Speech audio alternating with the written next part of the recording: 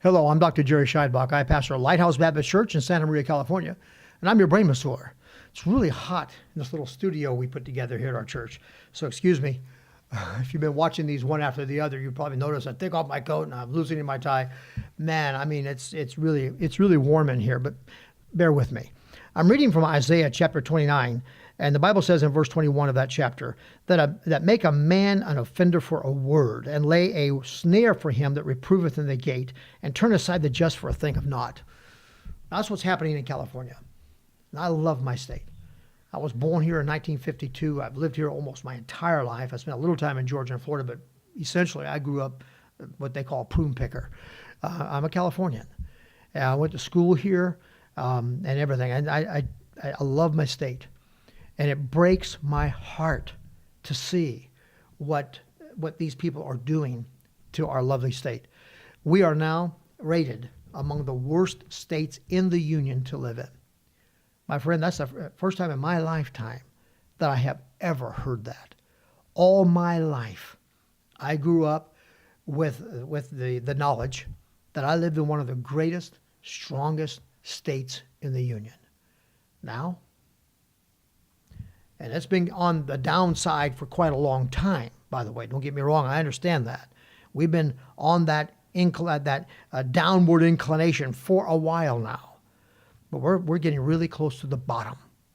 And we need to wake up and do something about this now, or we're going to wind up waking up and thinking we just woke up in North Korea or in Cuba or Venezuela. But anyway, I'm talking to you about California Assembly Bill 2943. It is an egregious assault on our First Amendment protections of free speech and freedom of thought and belief and the right to express those thoughts and beliefs. And I presented this in segments, and this is segment number 4. In this segment, I'm going to, as it were, open the mouth of this ravenous lion that's after our liberties, and I'm going to check its teeth or show you its teeth. I'm going to tell you where this bill bites. All right? So let's take a look at it. In their section of definitions of terms, that's section number 2, they stipulate the following, quote, sexual orientation change efforts means any practices that seek to change an individual's sexual orientation. This includes efforts to change behaviors or gender expressions, or to eliminate or reduce sexual or romantic attractions or feelings toward individuals of the same sex. Any practice? Man, that's pretty broad language. Inclusive of, as stipulated, quote, efforts to change behaviors or gender expressions, or to eliminate or reduce, even to reduce, if they feel like they're getting too obsessive and going too far with us. We can't even encourage them in methodologies whereby they might reduce it. You see, this is nuts. Romantic attractions or feelings toward the individuals of the same sex. It's badly written. It's poorly thought out. It's totally politically correct, agenda driven. That's all this is. So does this mean homosexuals cannot seek counseling for their concerns? Yes, they can. They can. They can seek counseling for their concerns, but only if they don't seek sex change counseling. Watch for this, because you're going to present your arguments to some in debate about this, perhaps somebody there at the state capitol, if you happen to get down there and talk to somebody. Be careful how you present this argument, because if you give the impression that you're saying that this law is going to prohibit homosexuals from getting the therapy and the counseling they need, well, they're just going to dismiss you as ignorant and ill-informed.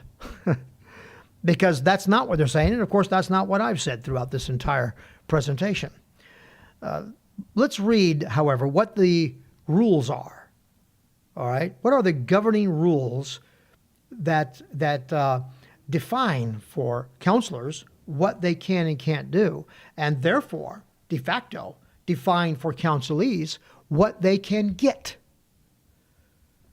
It says, quote, sexual orientation change efforts does not include psychotherapies that, A, provide acceptance, support, and understanding of clients, or the facilitation of clients' coping, social support, and identity exploration and development, including sexual orientation neutral interventions to prevent or address unlawful conduct or unsafe sexual practices. And B, do not seek to change sexual orientation. That's the Holy Grail. Man, you touch that, and that's what sets them off. It's weird, isn't it? How can sexual orientation be so immutable if biologically determined sexual orientation is just almost virtually ignored as a factor in sexual identity? It's just bizarre. So think about this. The homosexual has all these problems that we've discussed in the last couple of segments. But believe me, those dear, confused, and lost people are trapped in an obsessive lifestyle that is killing them. But here you have a homosexual who presents himself or herself to us for help with any number of problems that are associated with their chosen lifestyle, or call it their sexual orientation. And we are obliged then to, or we desire perhaps, to reach out and try to help them. I can attempt to help them so long as I don't address the fundamental cause of their problem. All right? I can't address the root of the problem, but I can keep trying to stick Band-Aids on all the places where they're bleeding. This is nonsense. I mean, that's like telling a surgeon who's dealing with cancer that you can go in there, but don't take out anything that has cancer on it. It's beyond ridiculous. It's dangerous. Beyond ridiculous, it's criminal. This is wrong, what they're doing. Just absolutely wrong. A doctor can treat you for all your symptoms, but can't address the actual disease or the actual disorder or the actual problem that is the root of all the symptoms. Furthermore, according to this law, by the way, let me back up and say that's because the state has decided there is no problem. All right? Since when does the state become a doctor, a psychologist, a psychiatrist? They depend on the APA. Yeah, but what about all the other scientists and psychiatrists and psychologists who disagree with those conclusions? I'm telling you, this thing is driven by an ideology that has a specific objective that we'll get into in the next segment as we conclude this series. But anyway, according to this law, if a person came to our church, say, and presented themselves to one of the pastors for counseling, we could address their concerns, but only in a context in which we effectively would have to deny what the Bible says about it. What position does that put us into? We would have to accept blindly what they say because they say science says it. We would have to affirm their behavior up to and including behaviors that are contrary to what the Bible plainly says is acceptable sexual behavior. So obviously they're coming between us and our God, aren't they? That's clearly what they're doing here. At present, pedophilia is unlawful. So in that case, we could address concerns of pedophilia. I think necrophilia is so far still illegal. So we could address that problem if they have that kind of fetish or something like that. I understand that incest is still a problem, so we could address. You get my point? You know, we could address those things that the state has decided are unlawful. What happens then when pedophilia, and I say when because they're already trying to do it, when pedophilia or bestiality become legalized? Now, they will also be included in those things that we can't address.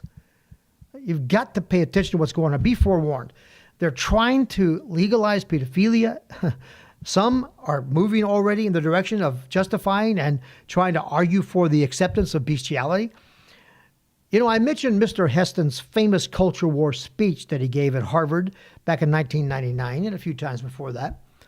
He challenged us to, in the spirit of Martin Luther King, peaceably disobey. Obviously, Christians cannot obey this law. There's no way. Certainly not the way it's currently written. And certainly not with in view of how it's obviously going to be implemented.